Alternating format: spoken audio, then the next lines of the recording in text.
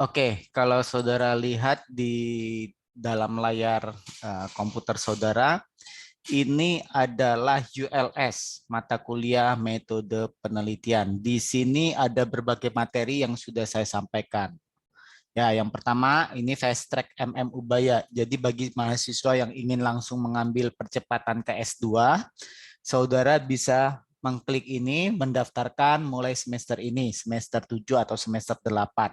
Ya, jadi saudara akan menempuh MM dalam waktu 1,5 tahun sudah selesai, harapannya seperti itu. Nah, kemudian yang kedua, ini ada textbook. Ini berbagai buku textbook, metode penelitian. Silakan nanti saudara download, ya banyak sekali saya beri, ada sampai 5 ya. Silakan saudara download, nanti mungkin suatu saat bermanfaat bagi Anda. Terutama pada saat saudara menyusun skripsi atau misalnya saudara punya kesempatan studi lanjut. Nah, dua ini penting sekali ya. Semester lalu karena kita online, 2 semester lalu bagus. Semester lalu karena kita online, mahasiswa kembali lagi kelakuannya yaitu meremehkan daftar pustaka dan cara mengutip di bab 1 sampai bab 3 ya. Semua yang tidak memenuhi standar apa itu singkatan dari American Psychology Association, maka poin teknisnya saya akan seleksi seminimal mungkin. Jadi saya akan kasih minimal ya. Jadi biasakan untuk mengikuti standar yang sudah ditetapkan di dalam pedoman skripsi. Nah, di sini lengkap standar American Psychology Association edisi 6. Nah, di sini ringkasannya. Ringkasannya seperti apa? Nah, ringkasannya seperti ini. Sudah kelihatan ini PDF-nya? Sudah, Pak. Nah, bagaimana cara menulis jurnal adalah nama keluarga, nama terakhir, kemudian nama depannya dikasih titik. Misalnya Werner Murhadi, maka di sini adalah Murhadi, W titik N, misalnya Dudi Anandia, maka di sini adalah Anandia, kemudian diikuti koma D titik. Tahun, judul artikel. Nah, perhatikan ini. Nama jurnal. Ya, nama jurnal di sini kamu lihat, matamu lihat di sini ini adalah italik. Ya, jadi ikuti perintahnya. Ya, jadi kalau saudara sampai tidak mengikuti perintahnya, percayalah kami akan kasih nilai 0 terhadap teknis penulisan, ya. Nah, yang namanya jurnal harus ada volume. Kemudian terbitan, isunya ya dalam kurung, kemudian koma, nomor halaman serta DOI. Ya, itu standar. Bagaimana kalau nulis buku? Hampir sama. Kalau buku tahun, kemudian judul buku. Perhatikan judul bukunya yang di italik. Kalau ini judul jurnalnya. Nah, sekarang ini judul bukunya. Kemudian siapa publishernya, katakanlah Gramedia. Kemudian DOI-nya, kalau ada masukkan di sini ya. Jadi saya sedikit mengulang. Pelanggaran terhadap ketentuan teknis-teknis ini, saudara kami kasih nilai 0. Nanti kita lihat silabusnya. Terus di sini ada saya kasih juga video Profesor Agusti Ferdinand, dosen Undip terkait bagaimana menulis bab 1 ya.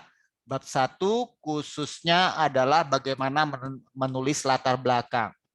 Nah, standar dunia sama. Apa yang diajarkan Prof Agusti sama, apa yang diajarkan saya sama semua, apa yang diajarkan buku sama semua ya.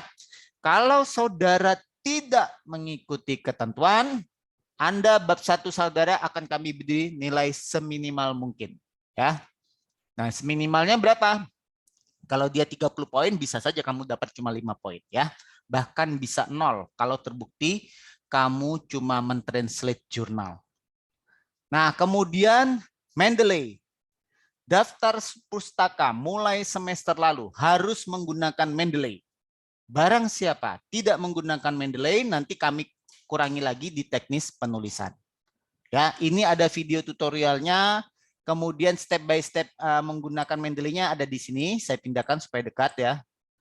Saya pindahkan terlebih dahulu supaya dia lebih dekat antara video sama materi PDF-nya.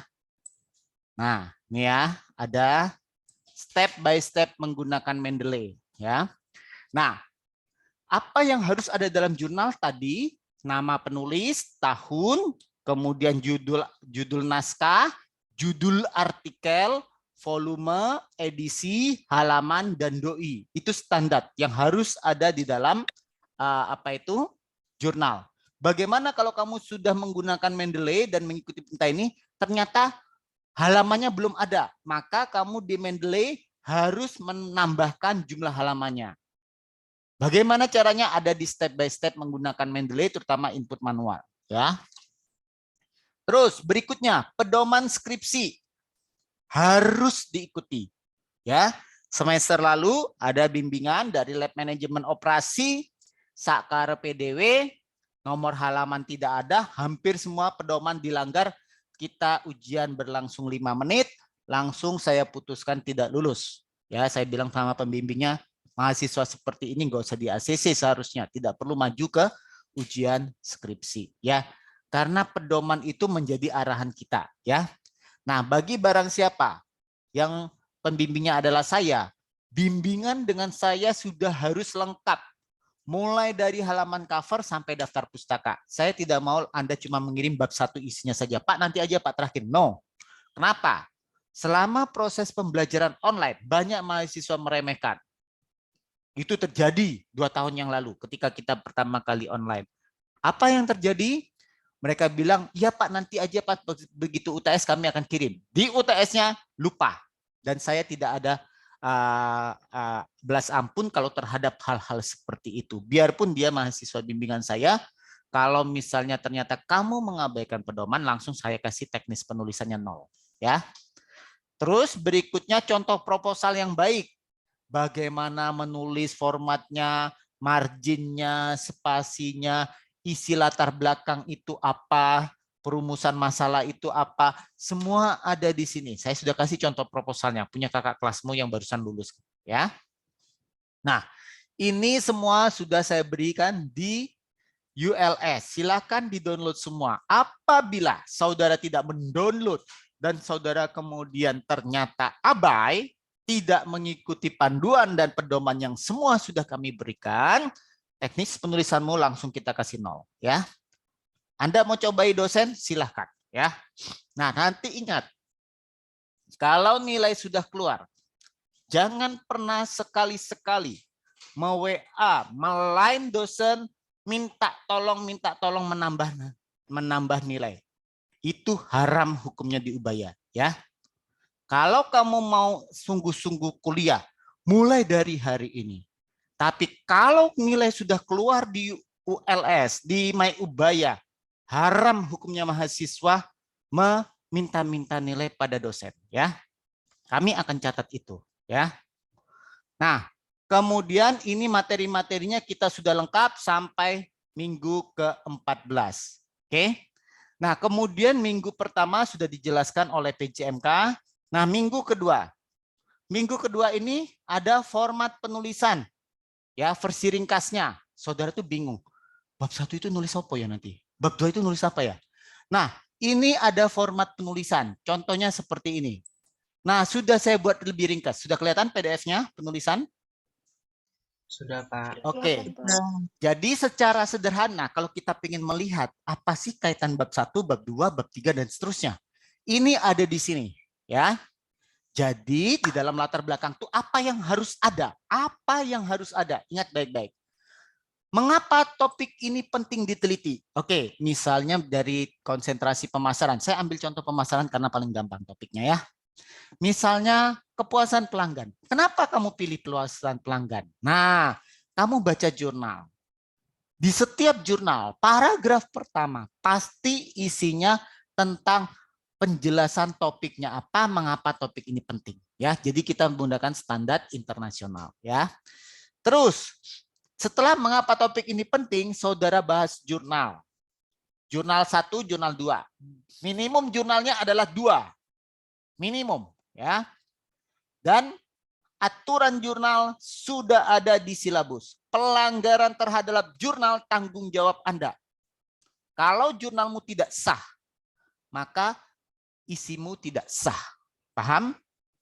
Apa yang dimaksud dengan jurnal yang sah dan tidak sah? Semua sudah ada di dalam silabus dan tentunya sudah dijelaskan oleh Pak Dudi minggu lalu. Ya, pertama, jurnal yang tidak sah, ya, atau yang sah saja. Saya ngajarin yang sah, nanti dipikir yang tidak sah nanti, oh berarti harus gini ya. Oke, nah baca baik-baik. Mahasiswa mencari minimum 2 jurnal berskala internasional. Atau berarti boleh pilih nasional terakreditasi SINTA. Bagaimana mencari nasional terakreditasi SINTA? Lihat di sini. Saya ketik SINTA. Atas ada Kemendikbud Go ID, ya. Silakan cari di sini. Maka di sini saudara lihat, saudara pilih source. Ada jurnal. Nah, ada jurnal S1 ini kualitas paling baik, S6 kualitas yang paling rendah. Silakan cari. Misalnya saudara cari di S3. Ya, SINTA peringkat 3. Nah, saudara ketik misalnya manajemen. Nah, manajemen keluar ya. Ya, kalau manajemen pemasaran ya ketik manajemen pemasaran ya. Ini kita manajemen saja umum biar banyak keluarnya ya.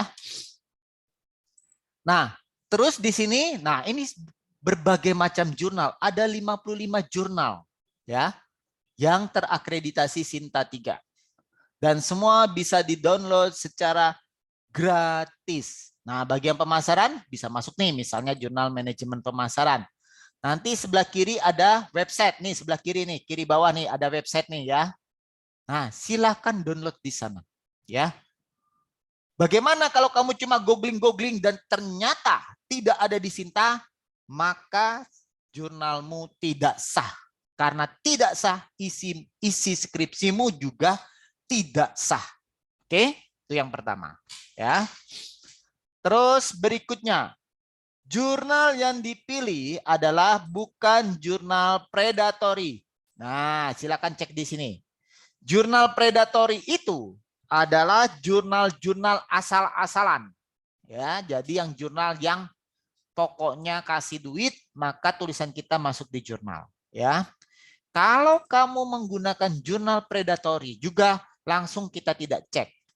Berarti kamu melanggar yang ketentuan keempat. Kelima, artikel in press tidak boleh menjadi rujukan. Ya, biasanya artikel di Inpress itu di atasnya sini ada tulisan artikel Inpress, matamu dipakai. Ya, kalau sudah ada tulisan artikel Inpress, dia tidak boleh menjadi jurnal 1 dan jurnal 2, tapi boleh menjadi jurnal-jurnal tambahan nomor 10, 11, 12. Ya, silakan. Oke. Nah, itu yang saya ulangi sekali lagi. Kenapa? Karena ya, kalau mahasiswa melanggar ini, maka bab 1-mu kita kasih nilai minimalis bisa 0. Oke? Karena kamu melanggar. Ya. Yang lainnya sudah dijelaskan oleh Pak Dudi. Isi bab 1, 40, 20, 40, dan teknis penulisan 20. Latar belakang, wajib memuat apa? Mengapa topik ini penting diteliti? Ya, silakan saudara tulis. Ya. Nah, saya ambilkan contoh jurnal ya. Sebentar. Apa yang kamu ajarkan di sini ya, yang saya ajarkan dan teman-teman dosen lain itu adalah standar-standar internasional. Jadi kalau kamu mengikuti maka kamu menjadi selamat. Tetapi kalau kamu mengabaikan dan kemudian terakhir baru kamu seperti orang ngemis-ngemis ya, maka kami akan mencatat nama saudara sebagai perilaku mahasiswa tidak etis. Ya. Dan sewaktu-waktu saudara bisa kita persidangkan untuk hal itu. Karena kalau nilai sudah keluar, Anda mengemis-mengemis untuk meminta nilai, kemudian Anda berharap dosen akan melakukan perubahan, kita bilang no way. Oke? Kamu boleh lakukan itu kalau di universitas-universitas asal-asalan. Ya. Nah, sekarang ini contoh jurnal. Nah, ini contoh jurnal. Pilihlah jurnal yang telah dilanggan Ubaya. Nah, kalau jurnal dilanggan Ubaya itu rata-rata emerald. kemudian Science Direct. Itu jurnal-jurnal berkualitas tinggi. Oke, saya ingatkan mahasiswa, minggu depan kalau pertemuan saya, barang siapa yang datang terlambat, tidak saya accept. Minggu keempat kita akan offline. Barang siapa datang terlambat, tidak boleh masuk kelas. Ya. Oke, jadi tahu aturan bagaimana perkuliahan. Keterlambatan adalah 15 menit. Nah, saya mau cerita terkait dengan tadi apa yang harus ada di bab 1. Ini bab 1 pendahuluan. Mengapa topik penting? Ya, mengapa topik ini kita teliti? Nah, di sini dia bicara tentang apa topiknya? Tata kelola di Sri Lanka. Ya. Nah, dia menjelaskan langsung. Wah, di sini dia menyatakan kenapa topik ini penting. Nah, di sini dia bicara peran dari tata kelola itu unresolved. Unresolved itu belum terselesaikan. Ini alasan utama dia mengapa dia melakukan peneliti tentang corporate governance dan terhadap dividen. Ya, kemudian dia mulai mengacu pada penelitian-penelitian ini, bagaimana penelitian ini di Australia menghasilkan hasil negatif, ya ini negatif di Brasil ya. Nah, kemudian positive relationship di Australia tetapi negatif di Brasil. Nah, inilah gap. Ya. Inilah gap. Oke, saya ingatkan lagi ya. Barang siapa terlambat, masih ada yang masih jam segini ya. Barang siapa terlambat, kalau kamu minggu depan sudah tahu kamu lebih dari jam 7.15, enggak usah masuk ke Zoom saya karena mulai minggu depan saya tidak ada toleransi terhadap keterlambatan ya. Ini mahasiswa seperti enggak pernah sekolah. Jam 7.18 masih masuk ya. Oke. Nah, kembali ke sini. Paragraf 1 itu alasan mengapa topik ini penting diteliti. Nah, setelah itu menyajikan gejala-gejala suatu masalah yang dapat berupa Dasein versus Dassault. Itu pertentangan antara teori dengan fakta. Fakta itu dunia bisnis hari ini. Kemudian ada theoretical gap, ada research gap. Nah, kebetulan jurnal-jurnal edisi sekarang itu lebih banyak menggunakan yang namanya research gap. Research gap itu apa? Dia membandingkan antara penelitian satu dengan penelitian lain. Yang satu bilang positif, yang lain bilang negatif. Itu research gap. Oke, nanti kamu lihat video Pak Agustis bagaimana menulis research gap. Ya. Nah, kembali ke berikutnya. Setelah saudara ini ya menyajikan simptom atau gejala, ya, mengapa memilih perusahaan? Tolong telinga mahasiswa, terutama marketing JB dan layanan pariwisata, ya. Ini saya rekam, ya. Nanti saya letakkan di dalam ULS lagi. Barang siapa, terutama mahasiswa marketing, JB dan layanan pariwisata, saya sering menemukan mahasiswa nomor A dan B yang justru merupakan rohnya latar belakang itu cuma 1 halaman. Gantian memilih perusahaan dan industri itu bisa sampai 10 halaman. Dia ceritakan tentang perusahaan itu, sejarah berdirinya, logonya seperti apa, visi misi. Saya beritahu, telingamu dipakai, ya. Yang namanya teori yang baik itu bisa dipakai di seluruh dunia di semua perusahaan. Nah, sehingga dalam penelitian yang namanya objek itu cukup maksimum 2 halaman, 1 halaman 2 halaman dengan menyebutkan alasan mengapa kau pilih objek itu, kaitkan dengan topikmu, ya. Jadi kalau penelitianmu tentang tadi dalam kasus jurnal ini, ya, dalam kasus jurnal ini, ya, mana jurnalnya tadi? Dia menggunakan perusahaan-perusahaan yang ada di Sri Lanka, ya. Jelaskan saja di sini. Di sini malah cuma ada sekitar 1 paragraf saja. Kenapa dia melakukan di Sri Lanka? Oke? Nah, itu pun cuma masuk di dalam bab 3. Oke? Nah, kalau di bab 1, ya ini kan versi ringkas. Kalau jurnal itu adalah tulisan penelitian yang jumlahnya ratusan halaman diringkas jadi 20 halaman. Nah, bagaimana penulisannya? Ya, penulisannya cukup pemilihan objek itu 1 halaman, maksimum 2 halaman. Kau pilih misalnya tadi topik marketing, kepuasan pelanggan. Kau pilih misalnya perusahaan PT Garuda Indonesia. Nah, cukup kau jelaskan. Sekali lagi, telinga semua dipakai.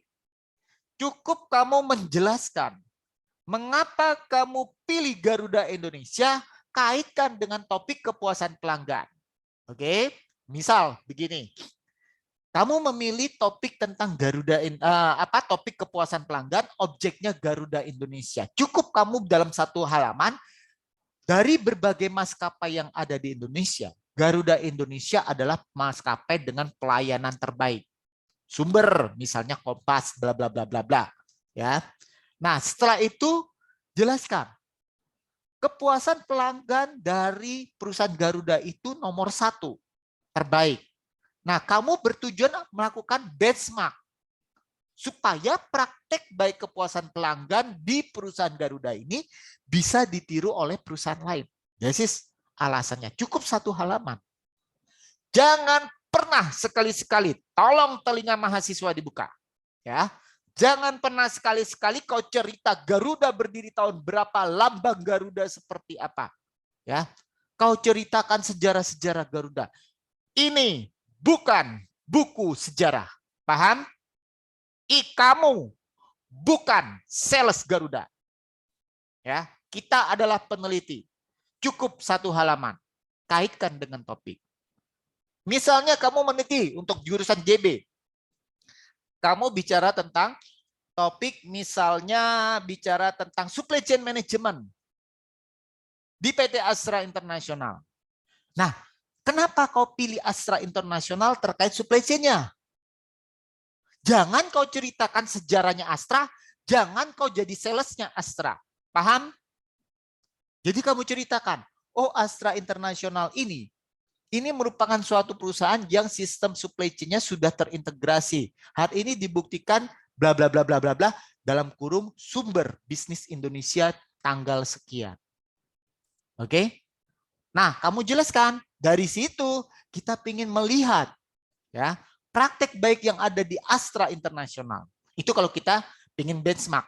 Bisa juga kita mengatakan, oh supply chain-nya menurut bisnis Indonesia Astra itu sudah bagus, sudah terintegrasi. Namun ada komplain misalnya dari toko misalnya toko yang jualan produknya Astra misalnya Lie Motor.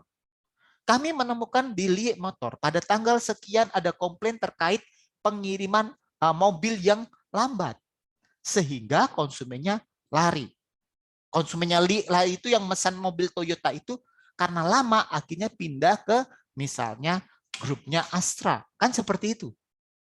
Nah, itu bisa juga. Kamu menyatakan Astra supply chain-nya bagus di bisnis Indonesia, tetapi faktanya ada juga berita menyatakan Lie Motor kecewa. Misalnya seperti itu ya. Silakan. Cukup 1 maksimum 2 halaman ya. Telinga dipakai ya. Barang siapa main-main terus dengan mengcopy yang ada di website-nya perusahaan kemudian dimasukkan bab 1, you know the consequences. Ya. Kenapa kita harus tegas? Karena ini ada 3 kelas. Menunjukkan apa? Semester lalu kembali ketidaklulusannya banyak. Oke? Normalnya 2 kelas. Ya. Nah, dari situ baru kita identifikasi tujuan dan manfaat. Oke, ini nanti kita pelan-pelan satu persatu. Ini sudah dijelaskan seharusnya oleh Pak Dudi. Format penulisan semuanya harus mengikuti pedoman. You main-main, tidak baca pedoman skripsi, tidak baca pedoman apa, maka you hilang di sini. Kami kasih 0. Oke? Berarti kalau kamu bab 1-nya 100, bab 2-nya juga 100, kamu baru dapat 40 tambah 40, 80. Walaupun tidak mungkin ada di bab 1 itu 100. Ya. Kenapa? Karena kamu baru pertama kali neliti, pasti hancur lebur di sini, ya. Oke, silakan saudara masukkan form usulan dosen pembimbing ke Mbak Misri karena minggu 2 sudah ditunggu sama Mbak Misri, ya. Nah, Itu terkait apa yang akan kita cari, bagaimana mencari jurnal, ya sudah saya ajarkan di sini. Kamu bisa juga pakai elipnya Ubaya, elip Ubaya. Jadi jangan biasakan pakai Google, nanti kamu menemukan jurnal-jurnal yang kemudian kamu tidak cek, ternyata dia predatory, ternyata matamu picek, kemudian tidak melihat bahwa itu artikel in press, maka kamu tahu konsekuensinya, ya. Nah, untuk amannya carilah tadi di Sinta Kemenristek yang tadi sudah saya tunjukkan atau ke perpustakaan Ubaya. Di sini adalah jurnal-jurnal yang kita langgan sampai 500 juta, ya, per tahun, ya, kita langganan, ya. Jadi pergunakan baik-baik. Ini ada semua. Ini untuk yang Ristek DT yang Sinta tadi itu yang saya sebutkan yang untuk Indonesia. Kalau yang untuk asing silakan cari di sini. E-resource, e-jurnal. Semua sudah ada. Lihat ini, Science Direct, Emerald, ProQuest, Cambridge. Ini jurnal-jurnal high quality yang telah dilanggan oleh Ubaya. Jadi tidak ada alasan saudara tidak bisa. Nih ada jurnal ekonomi akreditasi Dikti, ada yang internasional. Tuh banyak sekali, ya. Silakan saudara cek. Sampai sini ada yang mau bertanya sebelum saya memulai perkuliahan? Ingat, itu format penulisan sudah ada di sini. Dasar-dasar riset, ini isinya apa? Ini adalah PPT saya. Isinya ringkasan untuk orang melakukan penelitian dari bab 1 sampai bab 3. Semua ada di sini. Silakan download. Nanti saya akan cek waktu ketemu saya berikutnya. Kalau kamu tidak download dan kemudian kamu saya tanya dan kamu tidak bisa, ya, you know the consequences. Oke? Semua ada di sini. PPT tiap minggu sesuai dengan jadwal yang ada silabus sudah ada di sini. Hari ini kita chapter 3, chapter 4. Video juga ada. Buku ini khusus untuk keuangan. Yang mau teliti tentang topik kontemporer di keuangan silakan ambil di sini download, ya. Nanti kalau yang marketing silakan minta sama Pak Dudi, ya. Oke. Ada pertanyaan sampai sini sebelum saya mulai? Sebelum saya mulai, ini tadi PPT-nya yang sudah saya berikan di dalam ULS, ya. Silahkan download karena sangat penting sekali, terutama nanti variabel. Nah, ini. Jenis riset ini harus masuk di bab 3 bagian pertama. Apakah penelitianmu basic atau applied? Ini ciri khasnya. Apakah penelitianmu nanti itu adalah exploratory, descriptive, causal? Ini ciri khasnya. Apakah nanti penelitianmu menggunakan kualitatif prosedur? Apakah menggunakan survei, observasi, eksperimental? Semua ada di sini. Terus bagaimana cara mengambil sampel? Ada probability, ada non-probability. Semua ada di sini, ya. Nah, jenis-jenis variabel. Selama ini kamu belajar statistik cuma ada independen dan dependent. Ternyata di luar itu masih ada variabel namanya intervening dan moderasi. Ada lagi konkomitan, ada lagi kontrol. Apa itu? Semua ada di sini, ya. Nah, bagaimana penggunaan alat-alat? Jangan sampai salah, ya. Kalau satu variabel dependen, kemudian variabel dependennya skalanya metrik, maka kamu bisa pakai regresi analisis yang diajarkan oleh dosen statistik 2. Tetapi kalau kamu ternyata satu variabel dependen dan dependen variabelmu skalanya nominal atau ordinal, kamu pakai ini, ujianmu cuma berlangsung 5 menit, langsung tidak lulus. Ya, karena kamu melanggar ketentuan penggunaan alat. Oke? Nah, ini semua ada di sini, ya. Ini adalah bagaimana kita membuat penelitian. Semua sudah saya ringkas di sini. Telinganya mendengar semua? Bisa mengikuti? Bisa, Pak. Oke, ya. Jadi kalau semua sudah dikasih tahu, materi semua sudah diberikan ULS, kamu main-main akan menjadi tanggung jawab kamu. Dan jangan pernah me-WA saya meminta tambahan nilai, ya. Haram bagi saya untuk menambahkan nilai apabila ujian sudah keluar. Telinga dengerin baik-baik. Semester lalu ada yang minta belas kasihan. Saya tidak pernah melakukan hal itu, ya. Kalau kamu mau belas kasihan, mulailah sekarang. Mulai hari ini. silakan bertanya. Saya bantu kamu. Tapi kalau nilai sudah keluar, you WA saya, you namamu saya catat. Ya, sewaktu-waktu kamu bisa saya panggil untuk mempertanggungjawabkan perilakumu. Oke? Jadi saya tidak pernah main-main dengan nilai yang sudah dikeluarkan. Pak, minta tolong Pak, saya ini sudah semester terakhir, saya ini keuangannya terbatas. Hei mahasiswa, kalau tahu kamu keuanganmu terbatas, belajarlah dari awal. Jangan main-main. Paham? Ya. Jadi penyesalan selalu datang belakangan dan saya tidak ada toleransi terhadap hal itu, ya. Ada yang mau bertanya? Saya persilahkan. Ada yang mau bertanya? Pak, kemarin saya tanya ke Bu Erna, katanya untuk riset terapan itu nggak bisa dipakai ya Pak untuk medpen ya. Mata kuliah ini namanya apa? Mata kuliah ini namanya apa? Metodologi penelitian. Oke. Terapan, ya. Desain apapun, terutama untuk anak JB. Ingat, jenis penelitiannya apa? Kamu baca nggak pedoman skripsi? Skripsi itu ada dua, riset dan non-riset. Yang boleh ada di mata kuliah metode penelitian adalah riset. Kalau non-riset, terapan, aplikasi, desain, no way, tong sampah semua. Langsung kami kasih 0. Ya. Nah, seharusnya Anda menanyakan itu pada saat di silabus. Ya. Di sini. Berarti Brian Amadeus, saudara minggu pertama kuliah nggak? Kuliah Pak, tapi enggak. Baca nggak peraturan nomor 8? Enggak. Nah, bagus. Kamu melakukan itu, zero toleransi terhadap hal ini. Langsung kita kasih 0. Ya, paham, Brian Amadeus? Jadi kamu harus baca pedoman skripsi. Apa yang dimaksud dengan riset? Riset itu adalah desain, rancangan, implementasi. Hanya ada penelitian itu yang boleh untuk mata kuliah metode penelitian adalah riset. Karena ini mata kuliah metode riset. Jadi kuantitatif atau kualitatif. Paham, Brian Amadeus? Bagus kamu tanya sekarang. Seharusnya kamu tanya minggu lalu. Daripada kamu tidak bertanya, kemudian UTS-mu kami kasih 0. Bagaimana kalau ketahuannya pas saya yang meriksa UAS? UAS-mu saya kasih 0. Non toleransi. Paham? Kan semua sudah ada di silabus.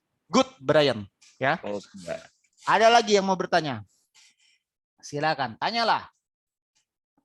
Sebelum saya memulai perkuliahan ini, saya baru mengulangi apa yang dijelaskan oleh PJMK minggu lalu. Ada yang mau bertanya? Pak, ini kan kita masih online, Pak. Minggu keempat kan belum tentu offline. Tiba-tiba misalnya angka COVID-nya masih tinggi, bisa saja kita online sampai UAS. Nah, terus gimana Pak kartu bimbingannya? Ingat, ini minimum konsultasi 4 kali. Kalau kamu di bawah itu, berarti kamu melanggar syarat. Kami berhak kasih saudara 0. Oke? Matamu kan harus lihat. Ini ada di dalam silabus. Loh Pak, kami bimbingannya melalui email. Nggak apa-apa, screenshot email tanggal berapa kamu. Maka semua email jangan pernah dibuang. Terutama kalau bimbingan dengan saya, kalau konsultasi dengan saya tidak pernah mau pakai email baru lagi. Jadi misalnya, Brian hari ini ngirim, Pak, saya mahasiswa JB, saya ingin tanya-tanya tentang proposal, Pak. Ini saya mau merencanakan nulis pakai jurnal ini. Boleh nggak bertanya sama saya? Boleh. Ya. Nanti saya jawab.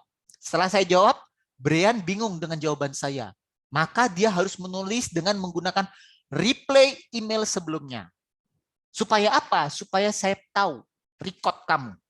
Oh kemarin minggu lalu tuh kamu nanya apa? Saya jawab apa? Nanti saya lanjutkan lagi. Paham? Ada yang mau bertanya lagi sebelum kita mulai? Ingat, kalau saudara tidak paham dan saudara diam, ternyata ditemukan pada saat ujian, itu menjadi konsekuensi saudara. Tadi Brian bagus. Itu mengingatkan. Masih, Pak. Ternyata si Brian tidak membaca peraturan nomor 8. Esther, silakan Esther. Oh iya Pak, izin bertanya untuk minimum konsultasi 4 kali itu Pak ke dosen yang sama atau dosen yang berbeda? Total semua. Ya, kamu hanya boleh konsultasi dan dimasukkan dalam perhitungan 4 kali adalah dosen medpen. Paham? Ngerti?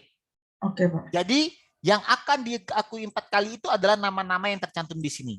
Walaupun begini, mungkin sudah dijelaskan sama Pak Dudi ya minggu lalu.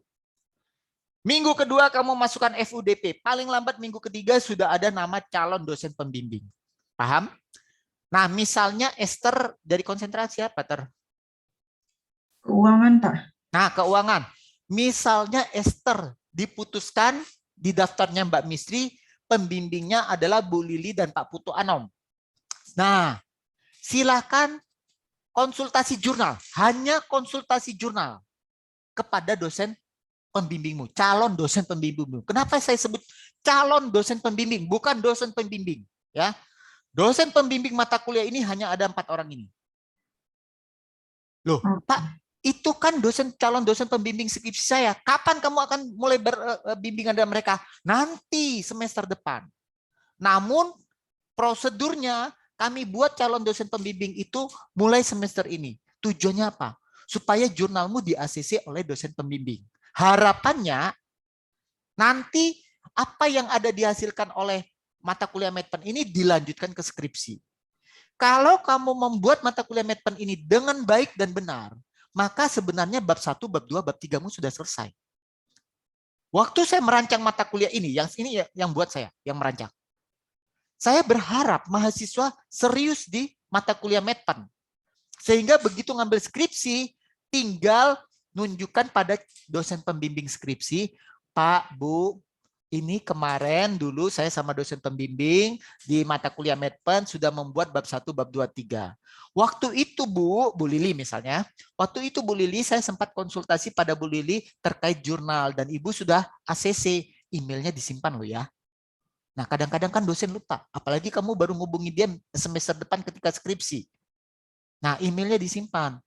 Kalau emailnya tidak disimpan nanti dosen bisa saja mengatakan, ya, loh, saya tidak pernah merasa meng-ACC jurnal kamu kok, Esther.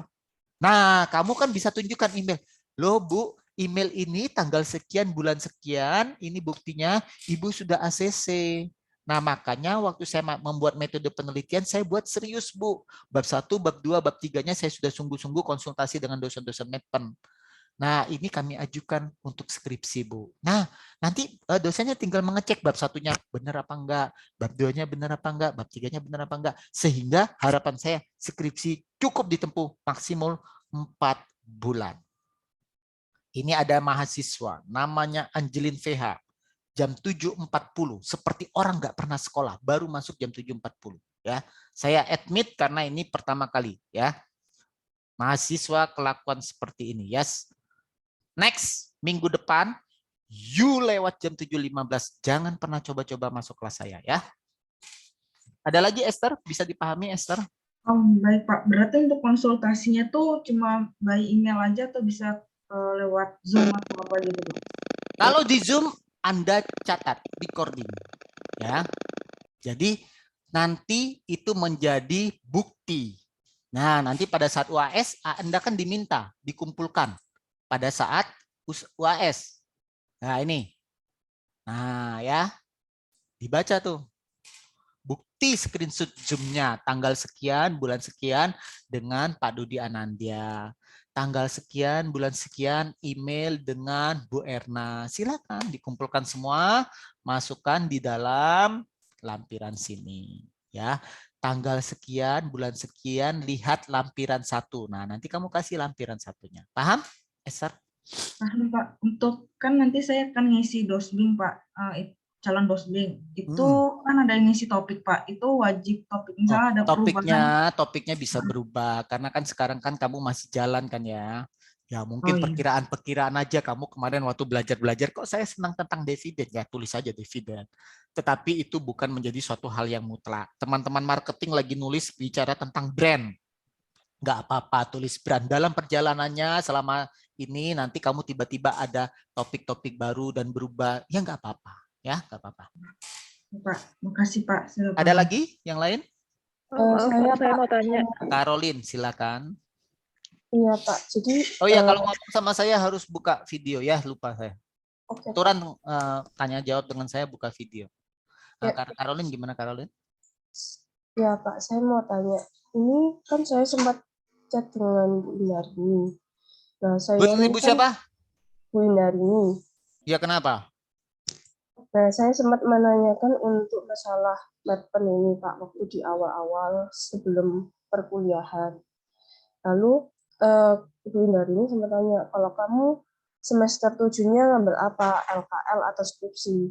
Lalu saya bilang LKL. Lalu ibunya bilang, kalau kamu ngambil LKL nggak perlu konsul jurnal ke pembimbing, kecuali yang jalur skripsi karena jurnalnya akan dipakai untuk skripsi. Itu pun nunggu surat tugas pembimbing turun dan konsulnya Betul. sebatas sampai ACC jurnal dan ACC. Betul. Lalu yang saya tanyakan, kalau misalnya tidak dikonsulkan, kita yang akan nantinya ngambil LKL ini untuk bab 1 sampai bab 3 ini gimana? Ini. Sama 4 dosen ini. Artinya kamu memang sudah niat LKL, sehingga sebenarnya kamu membuat apapun di sini nanti nggak berlanjut ke skripsi kan? Karena skripsimu akan bentuk LKL. Ya. Padahal mata kuliah ini adalah metode penelitian. Maka penelitian itu hanya ada penelitian kuantitatif dan kualitatif. Kuantitatif terdiri dari deskriptif dan kausal, kualitatif eksplorel. Jadi kamu silakan ke 4 orang ini. Oke, Pak. Berarti kan intinya kan kita tetap cari jurnal lalu. Oh iya, pelanggaran terhadap salah satu ketentuan ini 0. Oke, paham Caroline? Oke, paham. Jelas. Ya. Jadi jangan bertanyakan, loh Pak kalau gitu kalau kami buat LKL kami main-main dong, nggak perlu buat gini semua dong, 0. Paham? Iya, Pak. Terima kasih. Ada lagi? Silakan. Siapa lagi yang mau bertanya? Pak, saya mau tanya, Pak. Silakan Cindy. Iya. Jadi kan yang tentang predatory jurnal tadi, itu kan sebenarnya di silabus ada websitenya ya Pak untuk ngecek. Tapi itu maaf Pak, itu saya coba tapi nggak bisa dibuka Pak websitenya. Oh, kalau nggak salah dia ada perubahan website namanya Predatory Journal itu. Tapi saya belum sempat upload. Kamu cari aja Predatory Journal. Itu ada. Saya lupa upload. Itu kan website saya kan. Di sini kan ya. Werner. Iya, Pak. Ya, Werner Murhadi, WordPress. Nanti kamu bisa cari di itu. Nanti saya perbaiki. Karena ini baru semester lalu dia ganti websitenya. Ini kan ya. Nah, Predatory itu bisa publisher, bisa stand alone. Kalau stand alone itu jurnalnya saja. Predatory itu dalam penerbit. Penerbit itu bisa memiliki banyak jurnal. Nah, ini ya. Karena dia ganti website. Ganti websitenya namanya ini. Bilistnet. Oke? Nanti saya ganti ini. Untung kamu ingatkan. Ada lagi? Oh iya, makasih Pak. Maaf Pak, saya mau tanya lagi Pak. Nah, silakan. Ya, jadi yang tadi mengenai alat-alat penelitian itu Pak, biasanya kan di jurnal yang rujukan utama itu sudah ada alat penelitiannya ya Pak. Yes. Tapi apakah dimungkinkan kita menggunakan alat penelitian yang agak beda dari jurnal? Silakan diskusi dengan dosen pembimbing metode penelitian.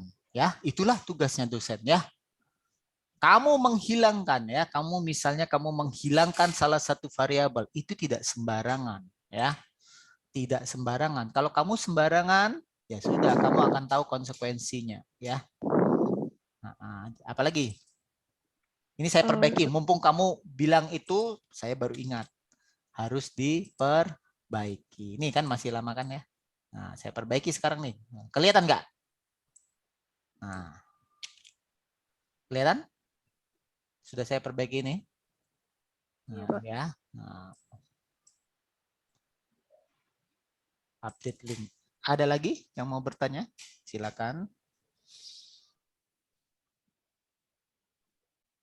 Silakan yang mau bertanya.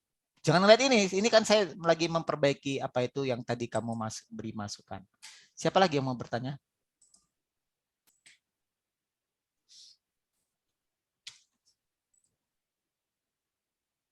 Ada lagi yang mau bertanya?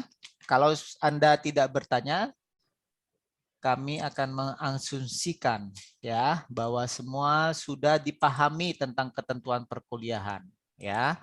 Sehingga nanti semua menjadi tanggung jawab saudara kalau misalnya saudara keliru dalam membaca aturan. Oke? Anda sudah tua, jadi bacalah dengan benar-benar. Ada lagi yang mau bertanya? Saya masih buka sebelum saya memulai perkuliahan. Nah, sudah bisa kan? Publisher itu penerbit. Ya, saya balik lagi. Sekarang stand alone. Nah, ini jurnal-jurnal alam haram, ya. Mayoritas dari kata depannya internasional. Kalau dia internasional, tidak pernah nulis internasional, jarang, ya. Nah, karakteristiknya seperti itu, jurnal-jurnal predatory. Kalau sudah ada kata internasional, you wajib cek di sini, ya. Walaupun tidak semua yang internasional itu jelek, ya. Kenapa? Yang namanya Harvard Business Review tidak pernah menyatakan dirinya internasional. Orang pinter tidak pernah menulisnya dirinya Werner Murhadi pinter, nggak pernah. Oke? Justru semakin tinggi orang maka dia akan semakin merendah, ya. Berikutnya, apa ciri khas berikutnya? Apa itu? Ini mana ya sebenarnya? Multi paradigma mana sebentar ya. Saya tunjukkan supaya kamu tidak terjebak. Ini jurnal-jurnal orang-orang nakal, orang-orang mau cari duit. Sama seperti penipu-penipu di SMS kamu. Ini mereka semua itu, ya. Nah, mana lagi ya terkait dengan multidisiplin. Nah, ini kata-kata multidisiplin. Jurnal yang baik itu hanya ada satu disiplin. Jurnal keuangan yang terbaik di dunia adalah Journal of Finance. Jurnal marketing yang terbaik di dunia namanya Journal of Marketing. Tidak ada yang namanya multidisiplin. Itu nilainya 0. Ya. Ada lagi pertanyaan? Kalau tidak, saya akan mulai perkuliahan. Ada pertanyaan enggak? Mumpung saya masih buka di website ini. Artikel in press. Contoh artikel in press. Artikel in press. PDF. Nah, contohnya ya, misalnya ada nggak ini akun interest in PDF.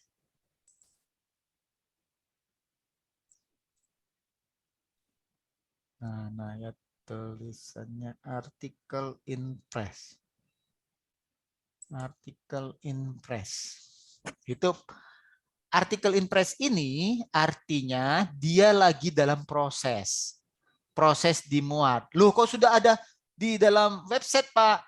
Oh iya, karena dia lagi dalam ilmu pengetahuan. Siapa yang pertama mengungkapkan, mempublikasikan, maka dia adalah yang dianggap sebagai penemu pertama. Maka walaupun dia masih proses, biasanya dia tetap akan masukkan, ya. Nah, mana artikel in press? Oh, kok nggak ada ini contohnya artikel in press. Ada pertanyaan nggak? Pokoknya di atasnya kamu lihat ada tulisan artikel in press. Nah, itu tidak boleh jadi jurnal 1 dan 2, tapi boleh jadi jurnal nomor 20, nomor 21, sekedar untuk pendukung. Kenapa? Karena dia masih proses, belum resmi terbit. Paham? Oke, ada pertanyaan lagi? Kalau tidak ada, kita akan mulai. Nah, kita akan mulai perkuliahan. Business Reason Method sesuai dengan jadwal silabus. Hari ini chapter 3, teori building. Nah, apa tujuan teori? Teori tujuannya ada 2. Memprediksi dan memahami suatu fenomena yang telah ada.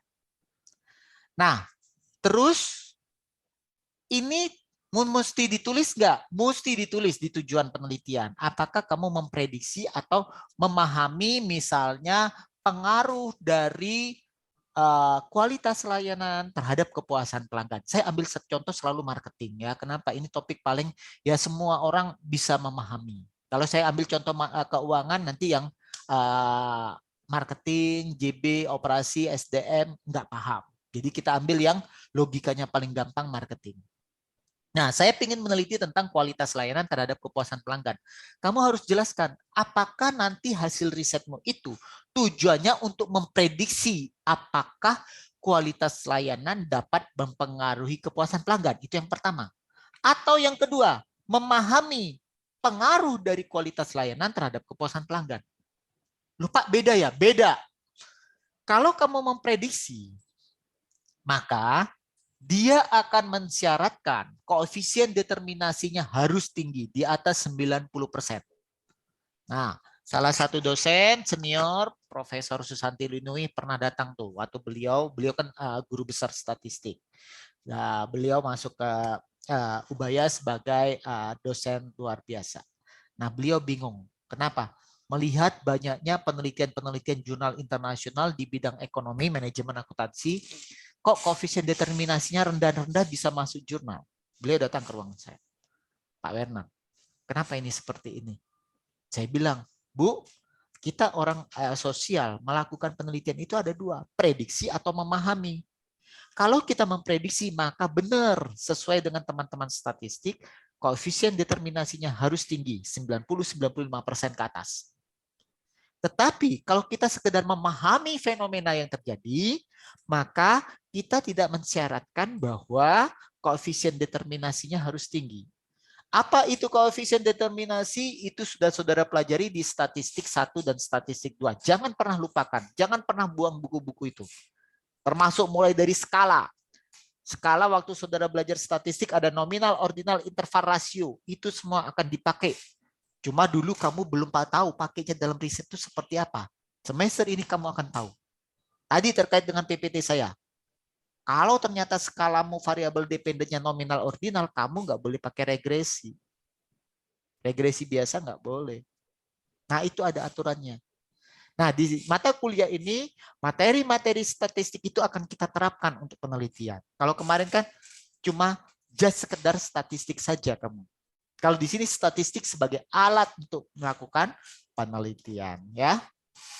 Nah, teori itu apa? Nah, sebelum kita masuk teori, kita mulai dari hal yang paling bawah, paling sederhana, yaitu konsep. Konsep, apa itu konsep? Konsep itu adalah abstraksi suatu realitas. Nah, jadi secara sederhana, konsep itu adalah abstraksi dari suatu realitas. Contohnya apa? Konsep kepuasan pelanggan. Nah, menurut buku ini, kepuasan pelanggan adalah bla bla bla bla. Itu namanya konsep. Dividen. Menurut buku Gitman, dividen adalah bla bla bla bla bla bla. Itu adalah konsep. Nah, itu yang pertama. Konsep itu sifatnya mulai abstrak. Loh, apalagi itu abstrak, Pak? Begini. Ada realitas. Realitas itu bentuk yang bisa kita lihat dan kita raba, ya. Kemudian ada yang sifatnya semakin atas semakin abstrak. Abstrak itu tidak bisa kita lihat dengan mata indera kita, ya. Contoh begini. Kamu punya lihat ini, ya. Ini ada barang berwarna kuning. Ada buah berwarna kuning panjang. Itu adalah realitas. Nah, supaya saya ketika berkomunikasi sama Brian, kita tahu maksudnya saya buah warna kuning ini adalah apa, gitu ya. Ya. Dan Brian mengerti, maka kita buat menjadi suatu konsep. Konsepnya namanya apa yang kita sepakati? Di seluruh dunia namanya banana, di Indonesia disebut pisang. Oke? Sehingga kalau saya ngomong sama Brian, titip beli pisang, Brian ngerti. Walaupun si Brian tidak melihat dengan matanya. Tapi di dalam benaknya, dia tahu pisang itu adalah buah panjang berwarna kuning. Gitu ya. Nah, realitasnya ini adalah buah panjang berwarna kuning. Nah, kemudian kita abstrakkan namanya konsep, yaitu pisang. Nah, terus pisang itu bagian dari buah-buahan. Semakin abstrak lagi nih. Karena kalau saya nyebut kepada Brian, beli buah. Brian akan bertanya, buah itu banyak macam, Pak. Ada pisang, ada apel, yang mana? Kan seperti itu.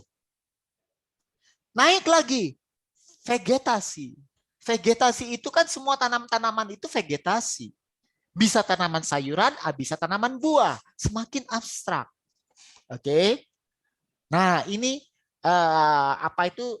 definisi awal yang kita sebut konsep, yaitu abstraksi realitas. Oke.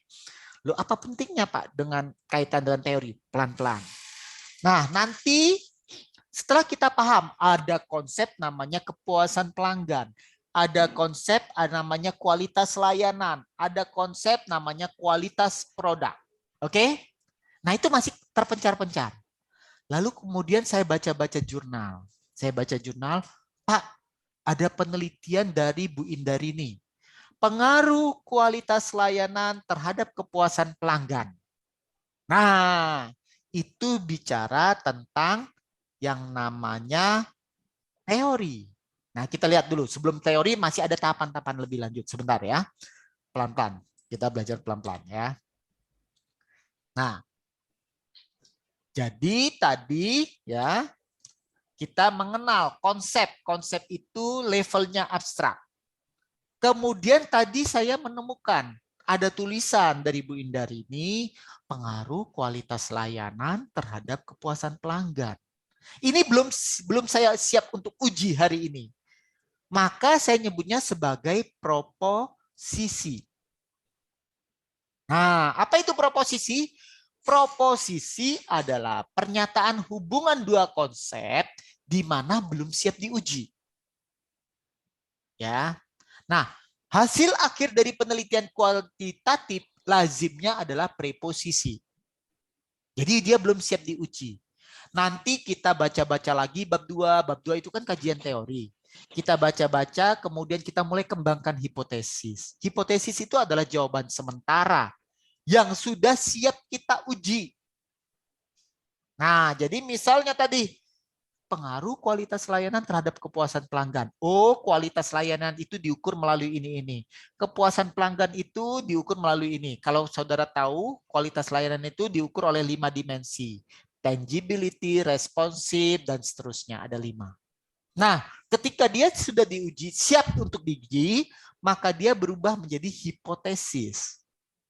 Jadi, hipotesis itu pernyataan hubungan dua konsep yang sudah siap diuji. Maka ada di bab 3. Hipotesis statistik. Siap diuji. Gitu ya. Paham ya? Nah, terus nanti kita melakukan penelitian. Kita sebarkan kuesioner, kita olah data. Nah, akhirnya di suatu temuan di Surabaya bahwa ternyata dengan objek menggunakan mobil Toyota Avanza, ternyata bila mana kualitas produknya tinggi, maka kepuasan pelanggannya naik. Berarti ada pengaruh kan, pengaruh positif. Kualitasnya produknya tinggi, kepuasan pelanggannya juga naik. Itu pengaruhnya positif. Nah, kalau sudah seperti itu, maka ini nanti akan diuji di negara-negara lain. Apakah ada pengaruh positif kualitas produk dan kualitas layanan terhadap kepuasan pelanggan? Kalau ternyata ditemukan di Afrika juga sama, hasilnya positif. Di Eropa juga sama, hasilnya positif. Di Amerika juga sama, hasilnya positif. Maka inilah menjadi yang namanya teori. Jadi teori itu apa? Pernyataan hubungan dua konsep yang sudah teruji di berbagai situasi kondisi. Maka itu namanya teori. Nah, tugas kita apakah menguji teori yang sedang diusulkan oleh teman-teman di Amerika melalui penelitian jurnal itu di Indonesia juga relevan. Kalau hasilnya konsisten, maka nanti dia akan menjadi teori. Nah, itu namanya teori. Jadi Anda harus tahu levelnya. Pertama konsep. Habis konsep, tadi konsep itu apa? Abstraksi suatu realitas. Kemudian naik menjadi preposisi. Pernyataan hubungan dua konsep yang belum siap diuji. Kalau sudah siap diuji, naik lagi dia. Namanya hipotesis. Pernyataan hubungan dua konsep yang siap diuji. Kemudian kalau sudah teruji di berbagai negara, maka dia berubah menjadi teori. Oke? Nah, seperti itu. Ini bedanya. Ini kalau proposisi masih di abstrak level, belum siap diuji. Tapi kalau dia sudah kita mulai melakukan yang namanya variabel pengukuran, nah seperti ini. Penguatan itu dengan cara apa? Dikasih, ini kan bicara tentang bagaimana perilaku akan menghasilkan suatu penguatan. Ada konsep habit, ada konsep reinforcement. Kemudian digabungkan, terdapat pengaruh habits terhadap reinforcement. Terhadap bahasa Indonesianya, terdapat suatu pengaruh perilaku terhadap proses penguatan. Maksudnya apa? Kalau kamu melakukan misalnya, nah ini saya sudah bicara operasional. Kalau kamu melakukan tiap hari belajar sedikit demi sedikit, maka nanti hasilnya adalah kamu memperoleh IPK baik. Nah, ini sudah operasional. Dalam kasus ini, kalau kamu jadi sales, tiap hari melakukan minimal 4-5 kali telepon kepada pelanggan, mungkin dari hari ini kamu telepon 5 pelanggan, 4 orang nolak, tapi 1 pikir-pikir. Besok dilanjutkan lagi. Terus, kalau itu kamu lakukan terus, lama-lama apa? Confidence-mu muncul sehingga nanti konsumen pun mau membeli barang dari kamu. Sehingga yang terjadi apa? Kamu nanti mampu menjual dengan lebih banyak. Karena kamu menjual dengan lebih banyak, apa yang terjadi? Kamu dapat bonus dolarnya lebih besar. Nah, ini sudah bicara reinforcement. Nah, ini kan sudah beda dengan yang di atas kan? Kalau yang di atas itu masih abstrak. Konsep dihubungkan dengan konsep. Ini sudah mulai bisa diuji. Nah, itu bedanya hipotesis. Oke. Nah, terus tadi ada satu yang belum, Pak. Nah, kalau kita buat gambar, jadi tadi ada yang namanya realitas, kemudian dari konsep menghasilkan proposisi, proposisi kalau siap diuji namanya hipotesis, hipotesisnya kalau sudah teruji namanya teori. Ya. Nah, tadi ada satu Pak yang belum Pak di sini Pak. Apa itu? Variabel. Nah, variabel itu apa? Variabel itu adalah segala sesuatu yang akan kita kuantifikasikan. Maka penelitian kuantitatif, maka tadi saya bilang, metode penelitian hanya ada 2, kuantitatif dan kualitatif. Kuantitatif itu, semua yang sifatnya abstrak tadi, kepuasan pelanggan. Kamu kan nggak bisa melihat kepuasan pelanggan. Maka kita kembangkan kuesioner. Nah, kuesioner itu kita ukur pakai data kuantitatif 1-5, 1-7 seperti itu. Nah, itulah yang namanya variabel. Ya. Maka di bab 3 nanti ada namanya variabel dan definisi operasional variabel. Nah, definisi operasional itu bagaimana cara kita mengukurnya? Oh, ternyata kalau habit dalam kasus salesman, habit itu dilihat dari perilaku dia melakukan telepon. Nah, 1 kali misalnya berapa kali gitu ya. Oke. Nah, itu terkait konsep-konsep penting. Kemudian bagaimana cara pemikirannya? Ya, bagaimana cara kita menulis? Nah, ada 2. Deduktif sama induktif. Ini pelajaran bahasa Indonesia. Maka mata kuliah metode penelitian syaratnya adalah Anda lulus bahasa Indonesia. Kenapa? Karena di sini kita ada pakai 2, deduksi sama induksi.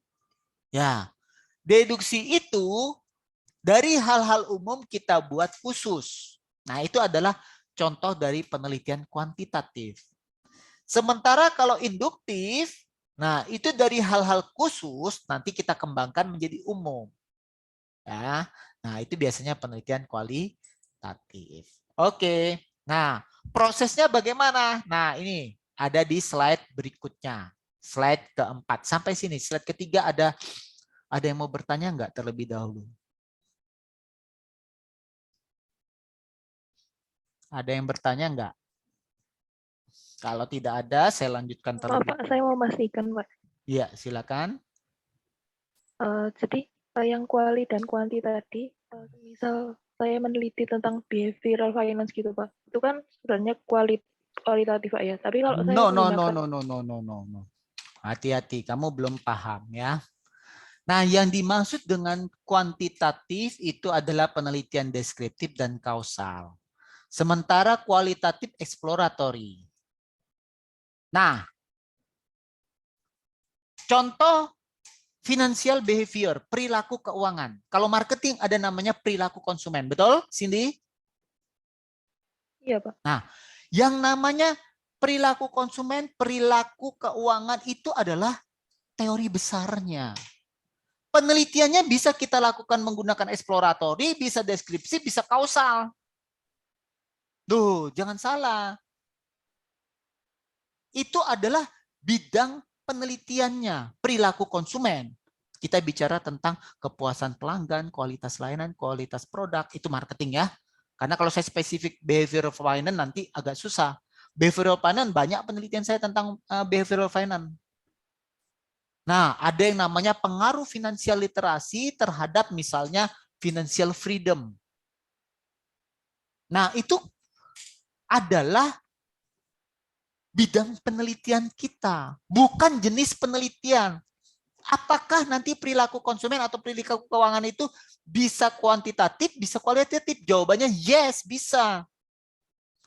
Nah, penelitian bimbingan saya tentang perilaku keuangan itu banyak yang sudah kausal levelnya. Nah, misalnya pengaruh variabel demografik terhadap finansial literasi. Itu sudah kausal. Nah, makanya kamu belum tahu. Makanya kamu harus belajar pelan-pelan dan download semua yang saya perintahkan. Paham? Jadi belum tentu perilaku keuangan itu kualitatif ya Pak. No. Siapa yang bilang? Tapi bisa nggak dia masuk kualitatif? Bisa kalau kualitatif itu eksploratory. Misalnya gini nih, saya meneliti tentang perilaku keuangan. Misalnya saya peneliti tentang di suatu daerah. Kamu lihat, kemarin di Tuban, ada kasus nggak di Tuban, Cindy? Ada. Mereka banyak menerima duit hasil pembebasan lahan untuk tol dan semen. Mereka dapat duit banyak, 2 miliar, 3 miliar. Terus yang dilakukan mereka apa? Sempat kamu cari di googling namanya kampung miliarder.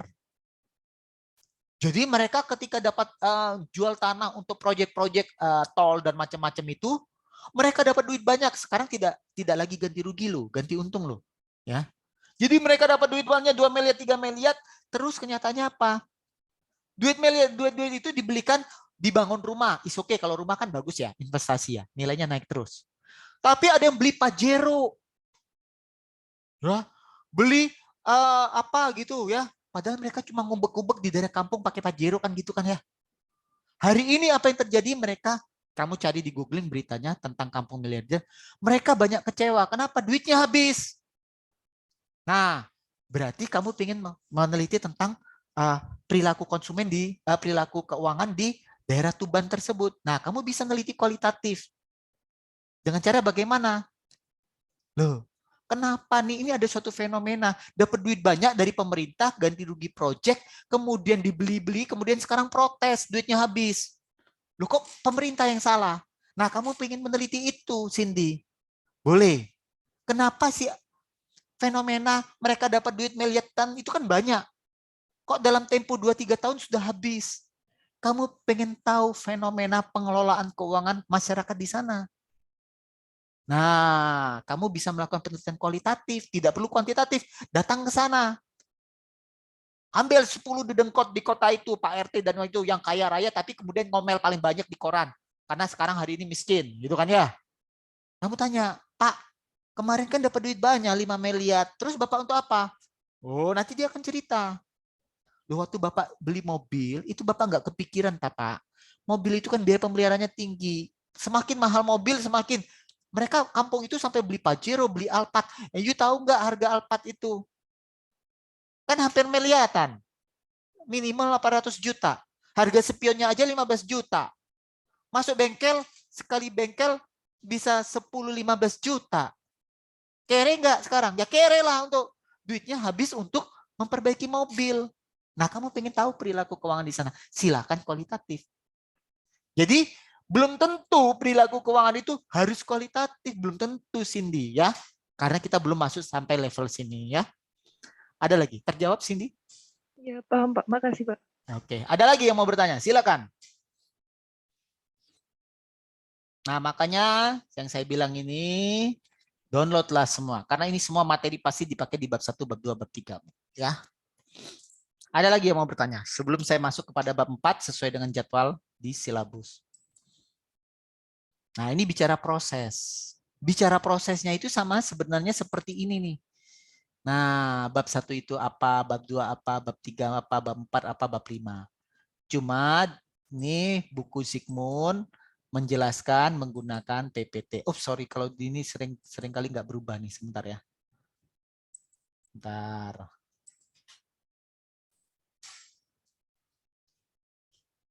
Tuh, kok ini lagi? Karena ini kalau nggak tahu, punya saya itu dari Windows 11 dengan Zoom-nya sering bermasalah. Jadi kalau itu nanti bisa-bisa nggak berpindah slide-nya. Nah, di sini saja ya. Sudah kelihatan ini? Chapter 4, Business Research Process. Kelihatan? Terlihat. Oke. Kalau saya pindahkan klik ini, berpindah nggak slide-nya? Saya takut tadi karena berubah. Berpindah nggak slide-nya? Pindah. Oke, good ya. Oke, saya lanjutkan ya. Nah, di sini diperkenalkan ya, kenapa sih kita harus melakukan research? Karena research itu bisa membantu kita dalam pengambilan keputusan. Nah, apalagi dalam situasi bisnis yang turbulence ini, sangat berubah. Keputusan seorang direksi tidak boleh salah. Kalau salah nanti perusahaannya kokot, bangkrut gitu kan ya. Maka dia harus melakukan penelitian. Nah, kira-kira dengan kondisi COVID ini gaya hidup dan pola belanja masyarakat berubah nggak? Kalau berubah, ke depan akan seperti apa? Nah, itu yang harus kita ikuti ya. Nah, itu harus dilakukan melalui yang namanya penelitian sehingga kita bisa memahami current situasi, kemudian kita mengetahui bagaimana perilaku konsumen. Misalnya contohnya tadi topik tentang yang hal-hal umum tentang bisnis ya. Nah, sehingga nanti dari hasil penelitian itu kita bisa membuat suatu keputusan yang mampu dipergunakan untuk memperbaiki bisnis dalam kondisi pandemi COVID tersebut. Ya, seperti itu. Nah, di sini tolong perhatikan ini ada hal yang penting, simptom. Simptom itu bahasa Indonesianya gejala. Nah, nanti seringkali ketika buat bab 1, mahasiswa tidak bisa bedakan antara gejala dan masalah. Padahal tadi di bab 1 dikatakan apa? Anda harus menemukan masalah. Harus menyajikan ini sampai ketemu masalah kan ya. Nah, nanti baru diidentifikasi masalahnya apa saja. Nah, dari identifikasi masalah muncul rumusan masalah. Nah, kamu dengarkan video Pak Agusti tadi ya. Nah, karena ini baru minggu depan ya. Nah, kemudian dari rumusan masalah muncul tujuan penelitian. Tujuan penelitian tentu menjawab masalah penelitian tadi, rumusan masalah tadi. Nah, apa beda dengan manfaat? Kalau manfaat itu penelitian kita ini bermanfaat bagi perusahaan apa, bagi peneliti selanjutnya apa, bagi Anda apa. Itu manfaat. Beda ya. Nah, kembali lagi ke slide tersebut ya. Seringkali tadi saya bilang apa? Mahasiswa gagal membedakan antara gejala sama masalah. Contoh begini. Suhu badan saya 39 derajat Celcius. Itu gejala atau masalah? Siapa yang mau berpendapat? Suhu saya sekarang 39. Apa Nixon? Iya, Pak. Ya, silakan Nixon. Kalau menurut saya itu masih gejala, Pak. Good. Kenapa gejala, Nixon? Karena kan pada saat suhunya 39 derajat Celcius, kita kan masih belum tahu sebenarnya penyakitnya itu apa atau tanda-tandanya apa. Oke, good Nixon. Nah, ini contoh mahasiswa yang baik ya. Nah, jadi dia betul-betul mengikuti perkuliahan, ketika saya tanya dia langsung saya mau menjawab. Itu contoh mahasiswa yang baik. Dan betul jawaban dari Nixon. Boleh dimatikan videonya. 39 derajat itu adalah gejala. Masalahnya penyakitnya apa kamu belum tahu. 39 derajat itu gejala ada yang salah dengan tubuh Anda sehingga suhunya meningkat. Masalahnya atau penyakitnya apa kamu belum tahu. Bisa COVID, bisa demam berdarah, bisa tifus. Nah, paham ya? Tentu dengan tidak serta-merta ketika suhumu 39 derajat, kamu lalu minum Redensir untuk mengatasi COVID. Salah, jangan-jangan kamu keracunan. Karena penyakitmu bukan COVID, ternyata mungkin penyakitmu demam berdarah. HB-mu turun drastis.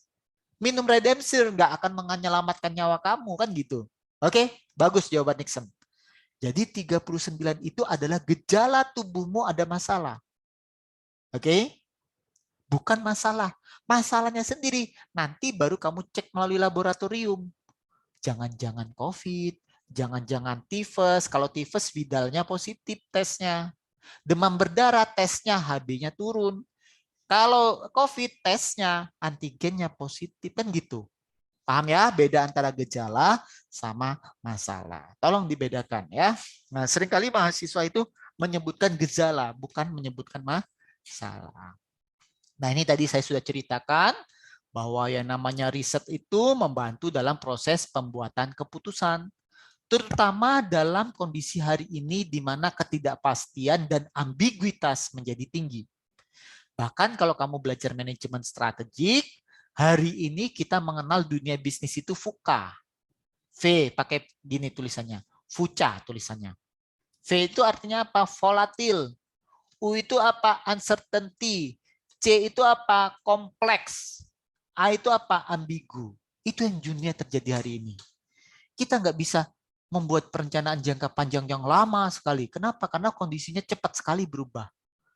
Anda tahu 2019 kita seluruh dunia masih optimis bahwa perekonomian 2020 membaik seiring meredanya tensi antara Cina dengan Amerika terkait perang dagang gara-gara si presiden Amerika yang gendeng itu namanya Donald Trump itu kan ya. Nah, kita berharap 2020 dunia akan membaik, tapi tiba-tiba siapa yang pernah tahu? Siapa yang bisa prediksi bahwa China tidak mampu mengatasi masalah COVID itu dan akhirnya menjadi spreading seluruh dunia menjadi suatu pandemi sehingga 2020 ekonomi seluruh dunia negatif. Nah, itu kan tidak ada yang tahu. Oke? Nah, itulah yang menyebabkan riset menjadi penting. Nah, seperti itu. Nah, oke. Nah, ini tadi pertanyaan siapa ya tadi ya? Siapa ya? Cindy kalau nggak salah ya. Macam-macam research, ada exploratory, ada deskriptif, ada kausal. Ini penjelasannya pakai naratif. Nah, sekarang saya pindah ke slide saya. Kenapa slide saya itu saya sudah buat sederhana mungkin supaya Anda tahu bedanya. Nah, nih.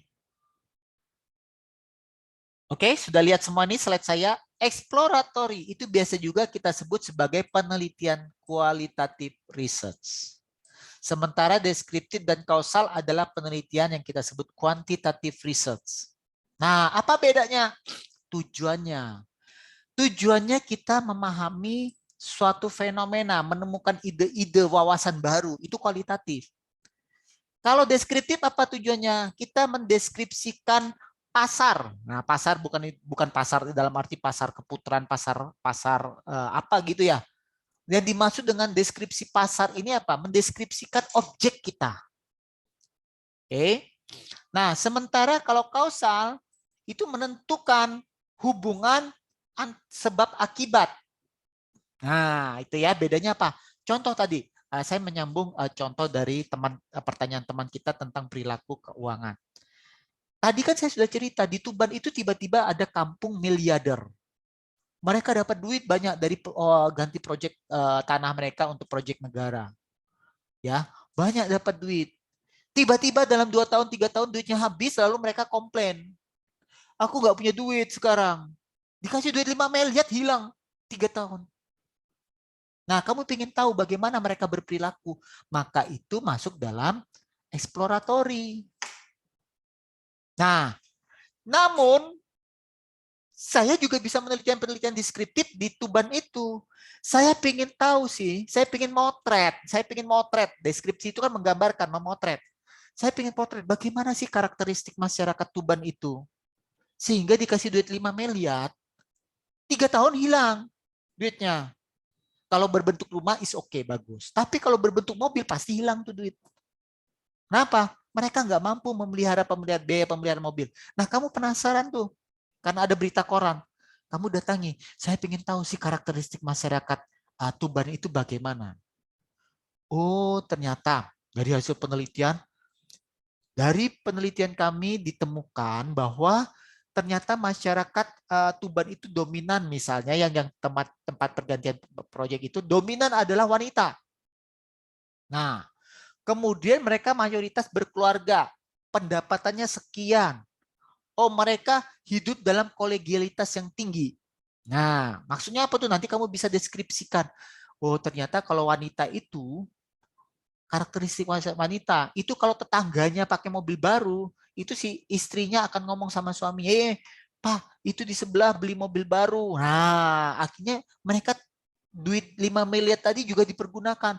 Dilihat tuh mobil tetangga mobilnya apa.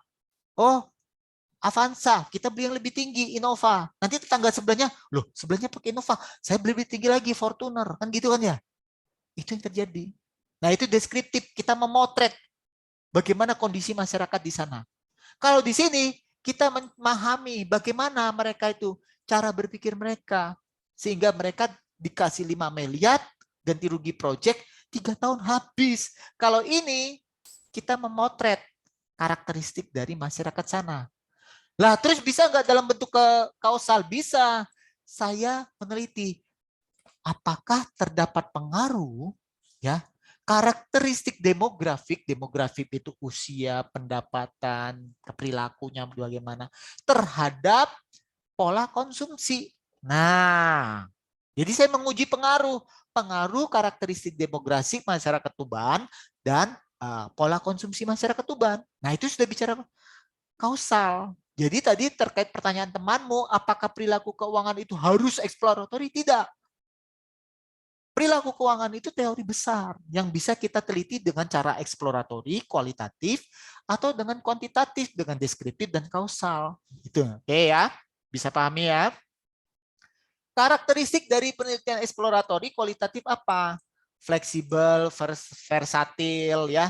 Antara satu peneliti dengan fleksibilitasnya bisa jadi sangat berbeda ya. Nah, beda dengan ini, nah, dia kalau penelitian deskriptif bisa ada hipotesis, bisa tidak ada.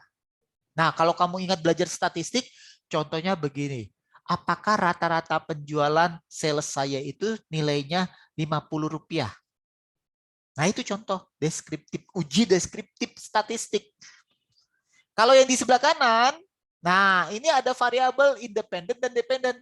Di waktu statistik semester 2, semester 1 semester 2 ya, kamu neliti menggunakan regresi apakah terdapat pengaruh dari kualitas layanan terhadap kepuasan pelanggan. Nah, itu kausal. Metodenya bisa expert, pilot, secondary data. Nah, ini disebut kualitatif. Ini juga sama metodenya ya. Nah, sekarang dari kita sudah tahu wawasan secara cepat begini ya. Nah, kita buat lagi nih. Tadi kan saya bilang exploratory itu kualitatif, deskriptif dan kausal itu kuantitatif sehingga saya bisa buat bedanya. Kalau kualitatif research, kita ingin mendapatkan pemahaman. Mengapa mereka berperilaku seperti itu? Kenapa dikasih duit 5 miliar 3 tahun habis? Nah, itu kualitatif lebih pas. Jadi penelitian itu bukan kamu berangkat, Pak, saya mau melakukan penelitian kualitatif. Jangan.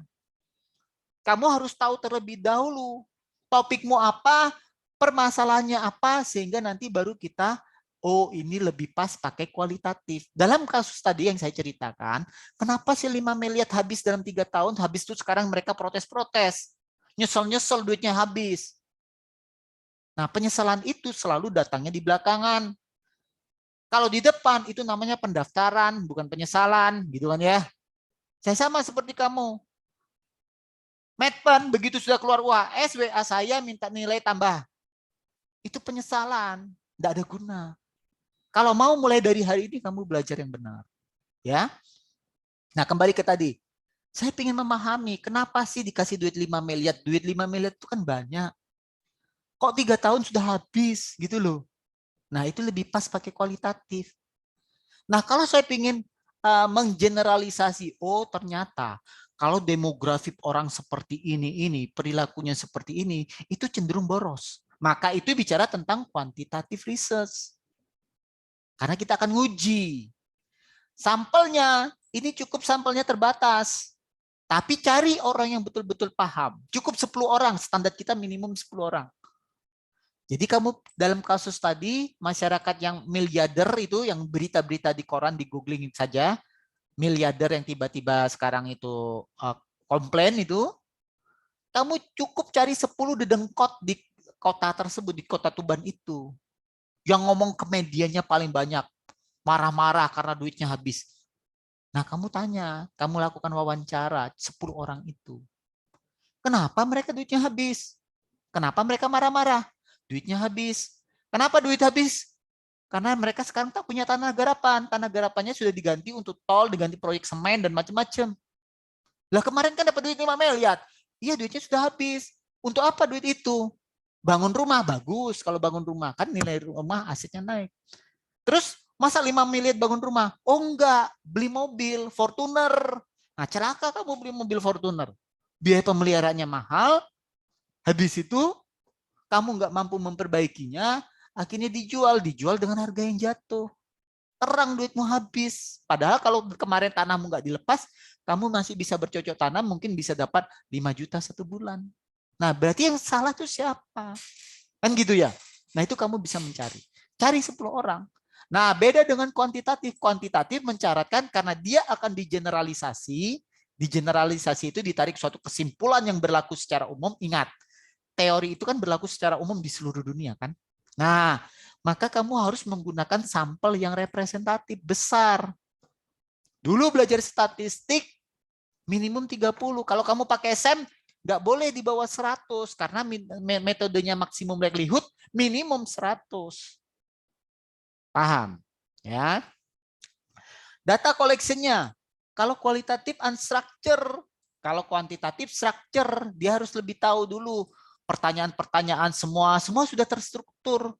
Kalau kualitatif, kita cukup bekal 5-7 pertanyaan besar. Bikin 5 pertanyaan atau 7 pertanyaan besar, habis itu kita berangkat ke Tuban, ya. Nanti setiap orang itu responden kita menjawab, kita gali lebih dalam, itu kualitatif. Kalau kuantitatif enggak, dia sudah siapkan kuesioner dan kita harus menjawab dari pertanyaan 1 sampai 30 misalnya. Semua sudah rapi semua. Kenapa? Karena ini nanti akan diolah melalui alat statistik. Alat statistik hanya bisa baca angka. Nah, data analisisnya kualitatif sifatnya non-statistik, kuantitatif basisnya statistik. Outcome-nya apa? Develop an initial understanding. Mengembangkan suatu pemahaman awal. Kembali lagi ke materi bab 3. Inilah yang disebut preposisi, jawaban sementara yang belum siap diuji.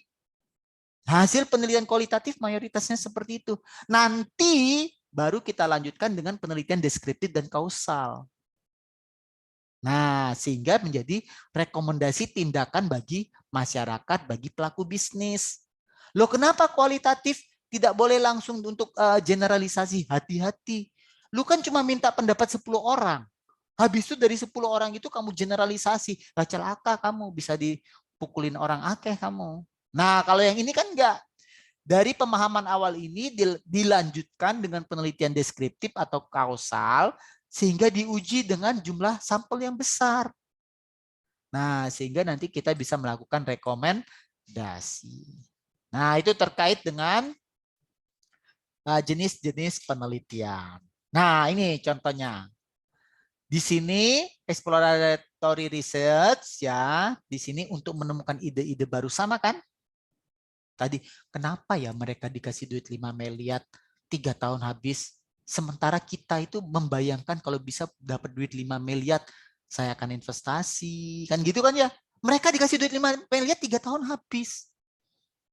Nah, itu kan suatu fenomena yang menarik untuk diteliti ya. Nah, ini tadi yang terkait dengan cerita saya.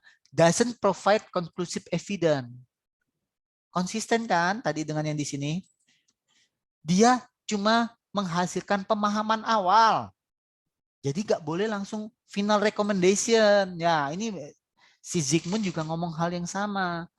Belum konklusif. Nanti kapan konklusif? Nanti ketika penelitian ini dilanjutkan dengan penelitian deskriptif dan kausal. Sehingga bisa ditarik kesimpulan yang bersifat konklusif. Konklusif itu tuntas.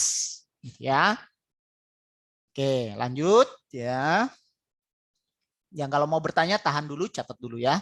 Saya selesaikan definisi exploratory deskriptif.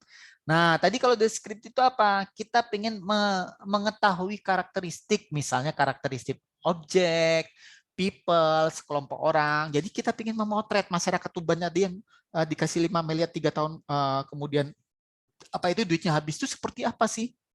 Apakah jumlah anak mereka besar? Apakah mereka hidup dalam sistem kolegialitas yang tinggi? Sistem kolegialitas tinggi bagus juga. Artinya apa? Ketika satu jatuh, yang lain akan membantu.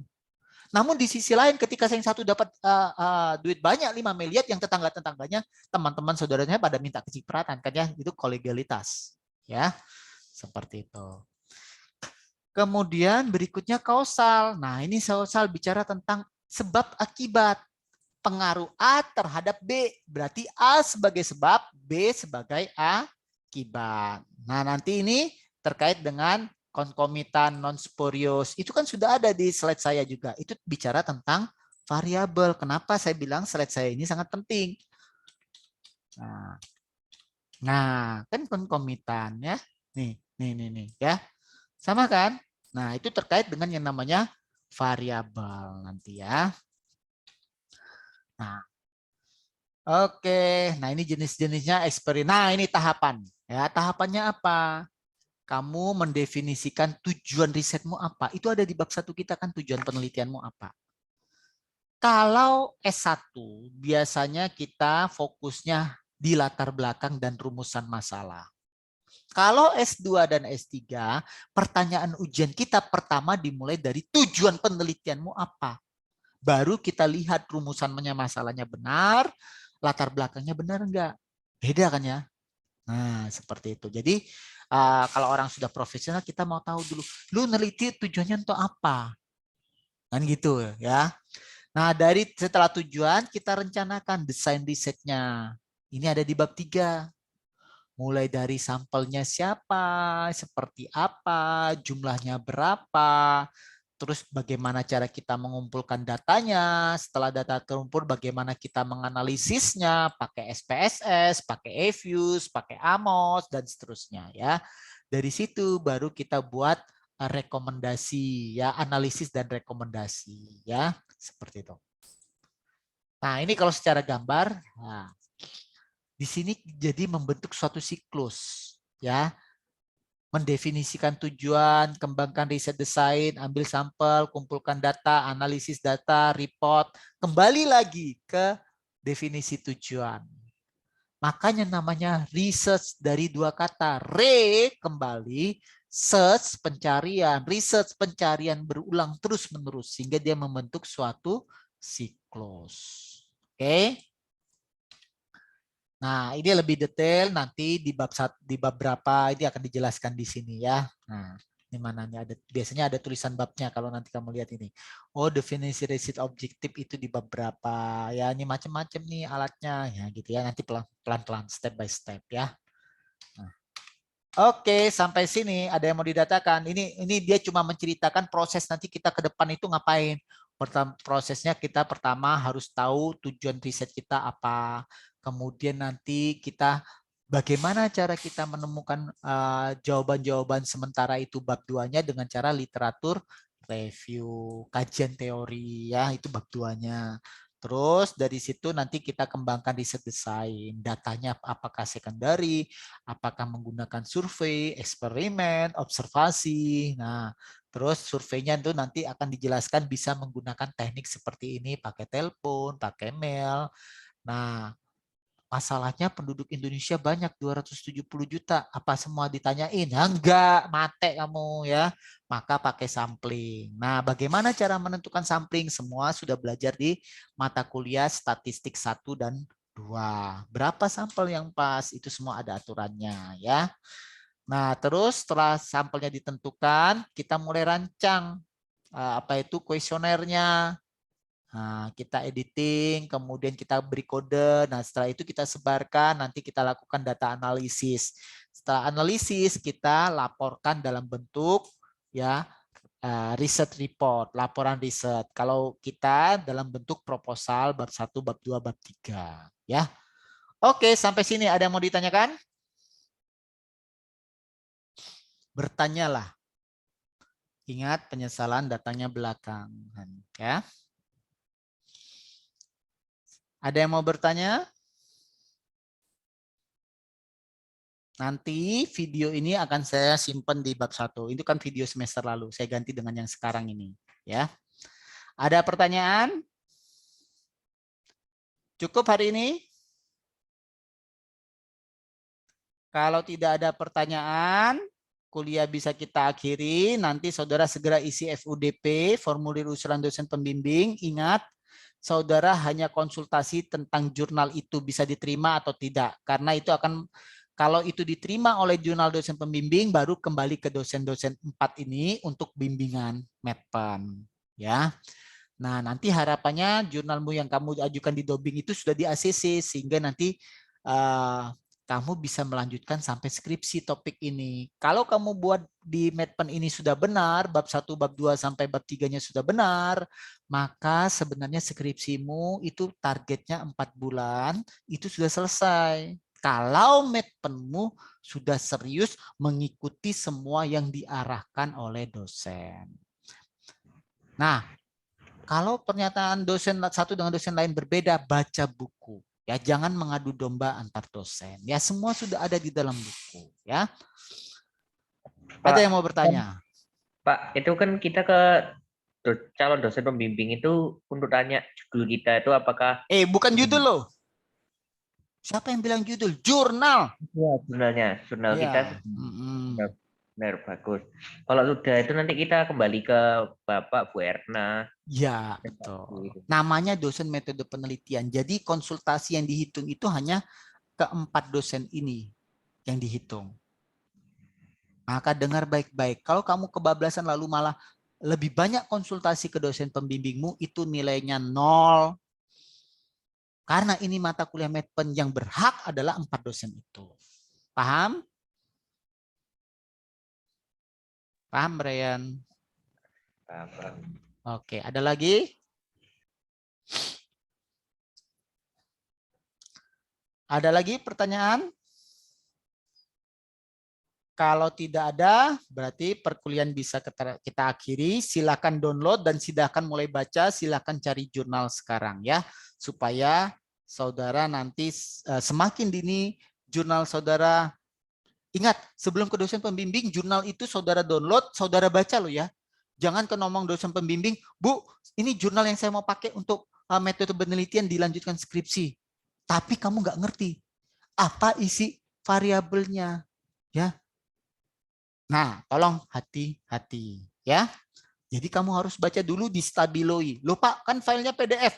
Siapa bilang PDF nggak bisa di stabiloi? PDF kan bisa di stabiloi. Ini kan bisa saya stabiloi. Ya, misalnya ini ya. The outcome model. The outcome model itu bicara teori. Saya klik kanan, saya kasih highlight. Atau saya kasih garis bawah. Atau saya kasih note. Nah, saya kasih highlight saja. Ya. Saya kasih highlight, itu warnanya sudah berubah kan? Berubah nggak tuh warnanya? Baru di save. Itu menunjukkan kamu membaca jurnal. Baru kamu ngomong sama dosen pembimbing. Kalau enggak, dosen pembimbingmu ngamuk-ngamuk. Gua pikir kamu nyuruh dosen pembimbingmu baca. Oh, enak banget ya. Oke, ada lagi yang mau bertanya?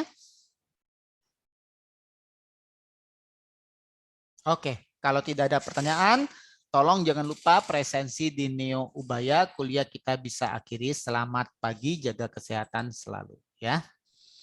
Terima kasih, Pak.